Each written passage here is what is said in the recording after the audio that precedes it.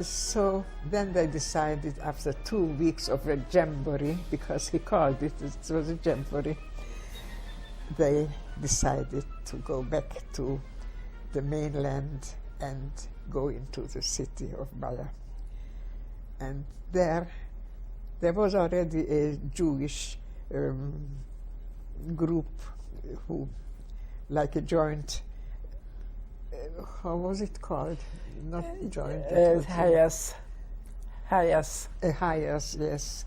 And Latsi went there and asked if they could give him a rest where he could sleep over and spend time until Budapest is also deliberated before he starts going home. So they sent him to a very nice place where a widow lived with her daughter, and then the widow was very nice to him, invited him to stay there. She was very happy about it, because the Russians, they like to come into the house, especially where there were only women. There was a little bit of abuse, of course, like always during the wartime. And so she also invited his friends, and they spent there a wonderful time. Finally, one of them married the daughter. So the war ended for me on the 17th of January, but not for my parents. Now, how to get news from them, I had no idea what happened to them, because we were cut away. So finally, it was also a miracle. The Danube was frozen, and there was still, it started to melt, and there was still ice flows. And they, with a little boat, they came over. A man brought them over in a boat, and that my mother went into this boat. She was always afraid, even for us, that we went boating on the Danube, but now she arrived. And this was also another miracle. Shall I go into details with this miracle? So when we came out of the bunker, life was still very hard, how to get things and how to start. Everything was in ruins.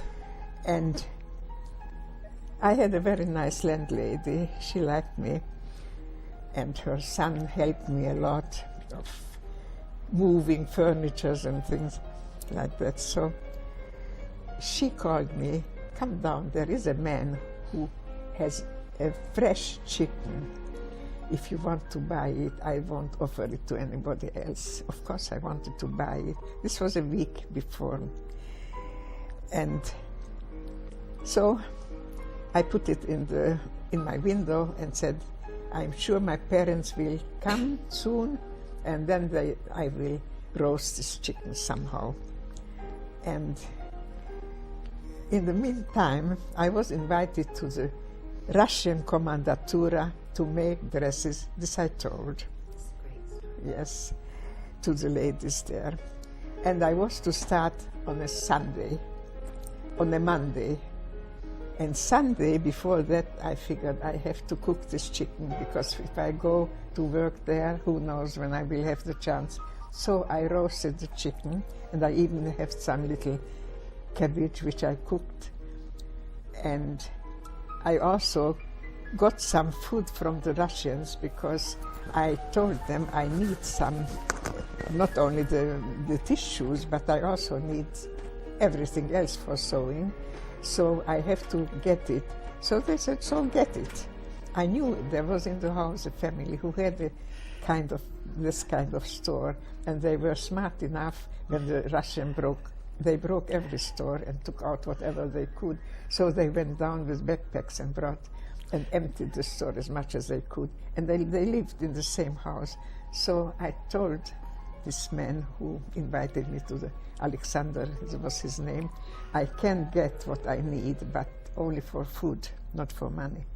So they sent me a big bag, a big sack of all kinds of food, what I didn't see before. There was even bread, there was even a little jar of sweet. And so I took out one part, what I thought for myself. And the rest I gave to the people, and I got everything I needed.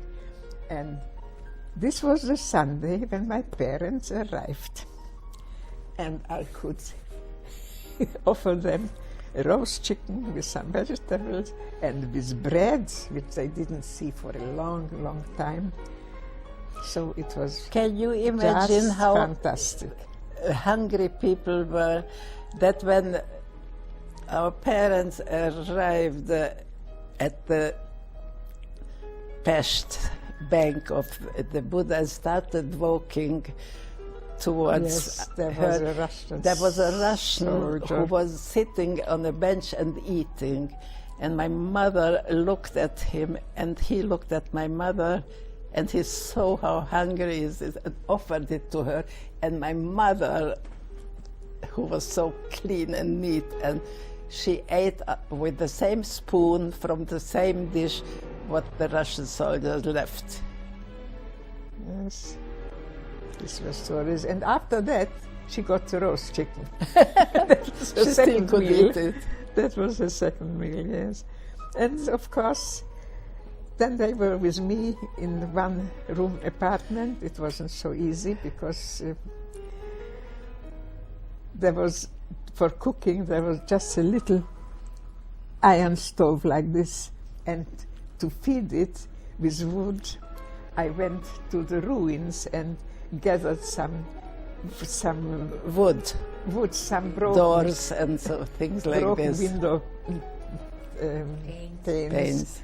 and things like that. And with this we were feeding and cooking on it. So, but then when I worked in this when I went to work in the Russian Commandatura, I worked there for about 3 weeks or 4 weeks. It was fantastic because there were windows. I mean, not broken windows, and it was heated, and we got food 3 times a day if we wanted. In the morning we could go to the kitchen and eat, and then we got food. So we got very strong and healthy, getting this good food. But now my parents, there was always a lot of bread on the table, and we got chaya, tea, and a lot of sugar cubes on the table. So I figured it's impossible that I eat bread and they don't eat. So every time I figured it out, I took one piece of bread, I had one bite, put it in my bag, in my purse, and then another piece of bread, another bite, and it went again. So, and the same thing I did with sugar cubes. I put one in my chaya, and I took out another one and another one. And so every night I went home with some bread and with some sugar cubes, which gave a lot of energy to my parents. So these were very, very difficult times, but we survived. So what happened to Polly, of course, I know only from his and Agi's recollection, because I wasn't here. I didn't know whether he's alive, whether anybody is alive at that point. But Polly was with the Hungarian army at the Ukrainian front, but then as the Russian advanced, the Hungarian army retreated, and finally they retreated to the westernmost part of Hungary. And in the meantime, many of these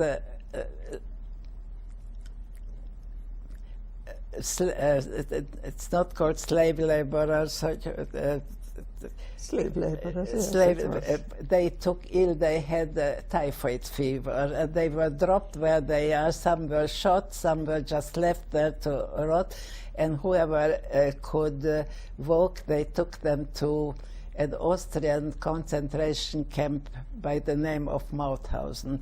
Polly also got sick, and he was left at a place close to that before mentioned city, Sopron, in a small village, where he recovered. After a while he recovered, and when he was able to walk, he started his trek back to east to Budapest. He was helped by peasants. He slept in barns. He slept in Barns. Stables. Stables. He was fed by the peasants. He stole things if there was anything to be stolen. He got some lift in the carriage. So finally, he arrived in around the 9th of April 1945 to the outskirts of Budapest. Yes. And he ran into a Russian patrol who were busy loading a cattle car with prisoners of war to be shipped to Siberia. And they needed a body, still one person, and they grabbed Polly. And here comes again luck that the commander of that unit happened to be Jewish, spoke German, and Polly could make him understand that he is not the enemy, he is also one of the victims. So they let him go. And he arrived one day before his 30th birthday